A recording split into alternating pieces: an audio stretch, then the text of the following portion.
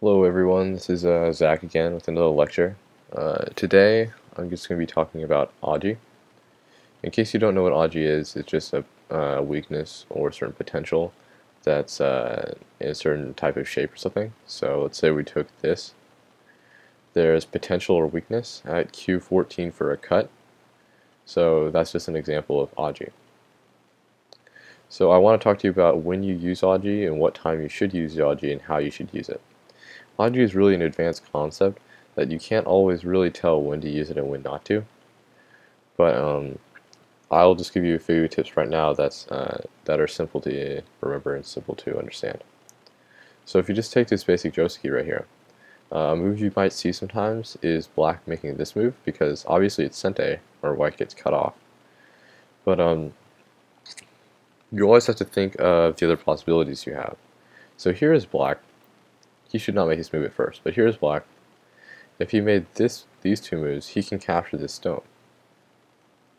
But if he makes this move first, then he now negates the possibility of capturing that stone.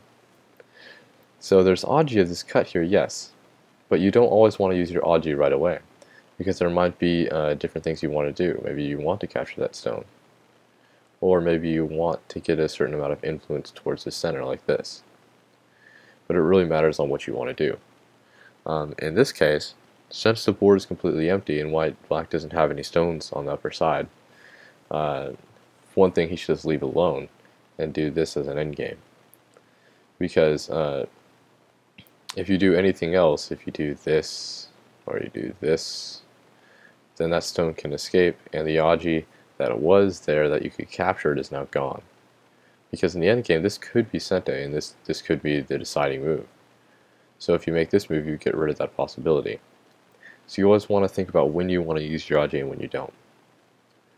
So another thing people are kind of afraid of is double Haneing, because they always are afraid of these cuts right here. And really, the only time you just have to read it out, really. If you can read it out and see what happens if black does cut, then you won't have any problem with the double Haneing. Like as you can see here, if black cuts this way, there's no way he can capture the stones. But if he cuts this way, he could try something like this and try to give you a little bit of trouble. This could turn bad or could turn good. But as white, in this case, since he read that out and sees that that could be a potential issue, he should probably just extend. But let's say that wasn't a problem. Let's say white had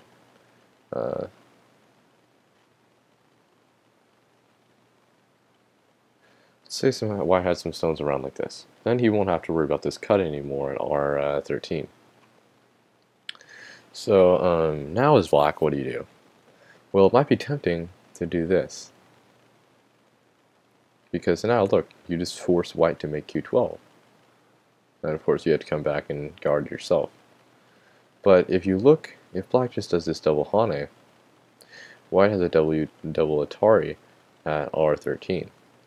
So a lot of times what we're afraid of as black is we're afraid of this cut. But in reality, white always has to come back and defend it sometime.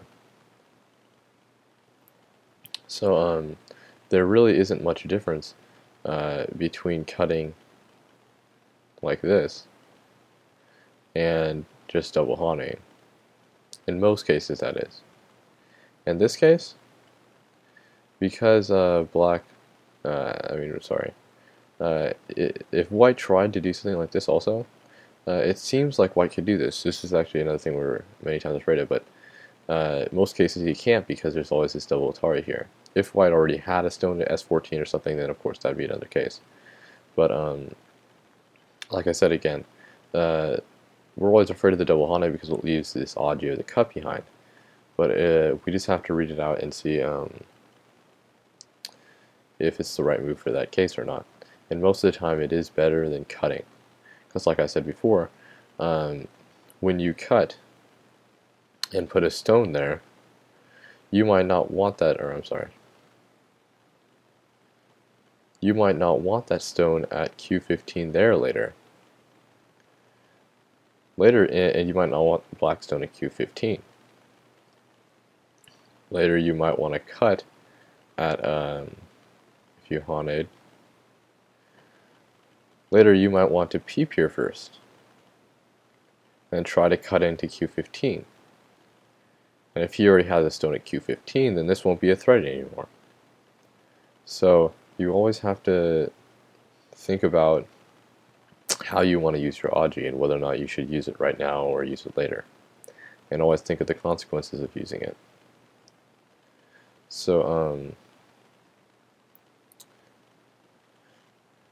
let's take this Joski for instance, where white approaches black and then white goes out like this. So as we can see, there's Aji of this invasion right here at R12. But we might not always want to make this move right away. Because if it goes like normal, or actually black should do this, then we just made black a lot more solid on the top side, which we may not want to do at first. So again, and with Aji and invasions and such, you always have to think about the rest of the board and what you want to do at first. Because sure, this move takes away his I base, but it gives black Sente, and it makes black stronger, although it does take away some of his territory and I space. So you always want to think of what you want to do and how you want to use your invasions, because you might want to make this move later down the road. You might want to make it when you have more stones around so you can try something different.